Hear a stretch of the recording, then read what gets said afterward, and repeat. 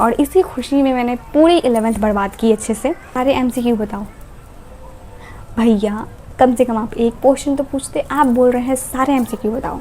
ये लाइन को मैं 50 बार बोल रही हूँ। एक तो गर्मी है बहुत, लाइट कट चुकी है, धूप एकदम मेरे माथे पे पड़ रहा है। अब जैसा भी आ रहा है, जो भी आ रहा है, इसमें तुमको एडजस्ट करना पड़ेगा, ठीक है। Hello everyone, welcome and welcome back to the channel. So I know कि 12th गए हुए यानी कि ख़त्म हुए बहुत ज़्यादा दिन हो चुके हैं, बट दिमाग से मेरे अभी भी नहीं गया है, इसलिए मैं फिर से लेकर आ चुकी हूँ 12th पे ही वीडियो। ऑलरेडी मैंने एक शॉर्ट्स वीडियो बनाकर डाल रखा है। बात मुझे था कि मुझे एक लॉन्ग वीडियो बनाना है, अच्छे से सब कुछ तुम सभी को एक्सप्लेन करना है कि आखिर हुआ क्या था मेरे साथ 12th में, जो मैं इतना बार बार 12th करते रहती हूँ। तो जैसा कि मैंने तुम सभी को बता रखा है कि मैंने 11th-12th अपना डबिंग कर रखा है, मतलब मैं स्कूल नहीं जाती थी, तो ना मैं स्कूल जाती थी ना मैंने कोई कोचिंग रखा था, ये सब कुछ मैं बता रखी हूँ ऑलरेडी।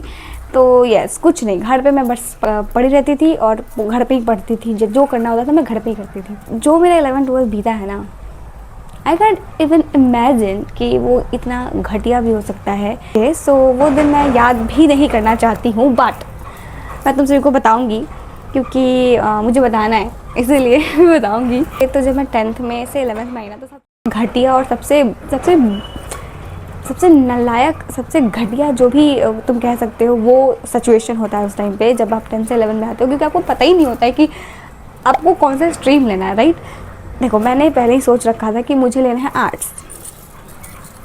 पढ़ाई में उतना इंटरेस्ट नहीं था मेरा बेसिकली, तो इसलिए मैंने सोचा था मैं आर्ट लूँगी एंड बाकी टाइम पे मैं अपने स्किल्स पे ध्यान दूँगी, राइट। बट तो ऐसा बिल्कुल भी नहीं हुआ जैसे मैंने सोचा। मेरे घर वाले सोचे कि नहीं बेटा, घर वालों को काफ़ी ज़्यादा उम्मीद है मेरे पढ़ाई से। उन्हें ऐसा लगता है कि मैं तो बिल्कुल टॉप ही मार दूँगी, इसलिए उन्होंने कहा कि तुम्हें साइंस लेना चाहिए। एंड मैंने जोश में साइंस ले लिया, और ना कोई स्कूल मैंने लिया था, ना कोई मैंने ट्यूशन लिया था, तो मैंने तो सोच लिया था कि हो गई मैं पास। तो पहले ही मेरे दिमाग में था कि हाँ, घंटा कुछ मार्क्स आने वाला है मेरा अच्छा। फिर भी मैंने सोचा कि चलो कोई बात नहीं, पढ़ाई करेंगे, और इसी खुशी में मैंने पूरी 11th बर्बाद की अच्छे से। सीरियसली मैंने 11th पढ़ा ही नहीं है मैंने 11th, लिटरली सिर्फ मैंने नोट्स बनाए हैं एंड दैट्स इट। बैठ के मैंने पूरा बस नोट्स छापा है, वो भी गूगल से, एंड दैट्स इट। जैसे ही मेरा 12th स्टार्ट हुआ लास्ट के मंथ नवंबर में, मुझे टाइफाइड हो गया। एंड वो time I can't tell you यार, क्या घटिया टाइम था वो। मतलब ऐसे मेरे इंजेक्शन पे इंजेक्शन लगे जा रहे हैं, हर दिन लगे जा रहे हैं, 2 लगातार लगते जा रहे थे पूरे, और तभी मेरा ठीक नहीं हो रहा था। उसके बाद मेरी मम्मी का तबीयत ख़राब होना शुरू हो गया, एंड मैंने मुझसे कभी काम ही नहीं करवाया, कभी काम नहीं करवाया उन्होंने मुझसे।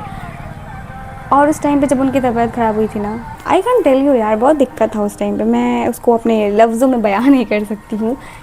जब आप बहुत बड़ी प्रॉब्लम में होते हो ना, तब आपको समझ में आता है कि आपका अपना कौन है और दूसरा कौन है। ये वाला ज्ञान तो आपने बहुत जगह सुना होगा, एंड हमें रियलाइज़ भी हुआ, क्योंकि एक भी रिश्तेदार नहीं आए थे हमारे यहाँ, एंड मुझे समझ नहीं आ रहा था कि मैं क्या करूँ। और इसी बीच में ना मेरा टाइफाइड भी साथ में चल रहा था, वो भी ठीक नहीं हो रहा था। मैं बस सोचती थी कि 2025 कैसे भी बस बीत जाए एंड 2026 आ जाए बस। सॉरी, मैं तो भूल ही गई वो चीज़ बताना, सबसे मेन इंपॉर्टेंट। तो मैंने जैसे तैसे पढ़ाई की, मैंने पूरे साल सिर्फ फिज़िक्स पढ़ाई किया है, क्योंकि बहुत पहले से ही ऐसे बोले जा रहे थे कि फ़िज़िक्स में सिर्फ जेई का आएगा और जेई, और मैं पूरे साल सिर्फ फिज़िक्स पढ़ा है, सिर्फ फिज़िक्स, ज़्यादा मतलब बहुत ज़्यादा फिज़िक्स पढ़ा मैंने। एंड बिलीव मी, जो क्वेश्चंस आए थे फिज़िक्स में, मुझे वो सब आ रहा था।